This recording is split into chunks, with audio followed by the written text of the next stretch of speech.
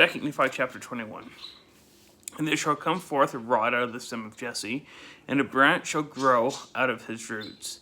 And the Spirit of the Lord shall rest upon him, the Spirit of wisdom and understanding, the Spirit of counsel and might, the Spirit of knowledge and of the fear of the Lord, and shall make him of quick understanding in the fear of the Lord. And he shall not judge after the sight of his eyes, neither reprove after the hearing of his ears. But with righteousness shall he judge the poor, and reprove with equity for the meek of the earth.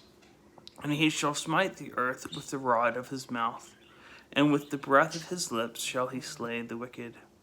And righteousness shall be the girdle of his loins, and faithfulness the girdle of his reins. The wolf also shall dwell with the lamb, and the leopard shall lie down with the kid, and the calf and the young lion, and the fatling together, and a little child shall lead them. And the cow and the bear shall feed. Their young ones shall lie down together, and the lion shall eat straw like the ox. And the sucking child shall play on the hole of the asp, and the weaned child shall put his hand on the cockatrice's den. They shall not hurt nor destroy in all my holy mountain, for the earth shall be full of the knowledge of the Lord, as the waters cover the sea.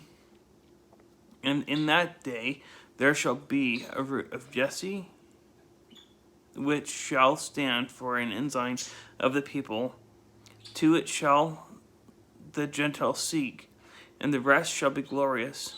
And it shall come to pass in that day that the Lord shall set his hand again the second time to recover the remnant of his people, which shall be left from Assyria, and from Egypt, and from Pathros, and from Cush, and from Elam, and from Shinar, and from Hamath, and from the islands of the sea. And he shall set up an ensign for the nations, and shall assemble the outcasts of Israel, and gather together the dispersed of Judah from the four corners of the earth. The envy of Ephraim shall depart, and the adversaries of Judah shall be cut off. Ephraim shall not envy Judah, and Judah shall not vex Ephraim.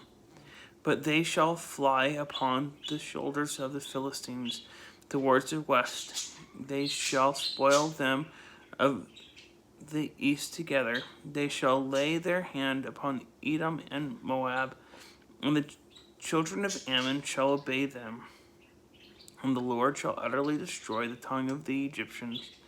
See, and with his mighty wind he shall shake his hand over the river, and shall smite it in the seven streams, and make men go over dry shod.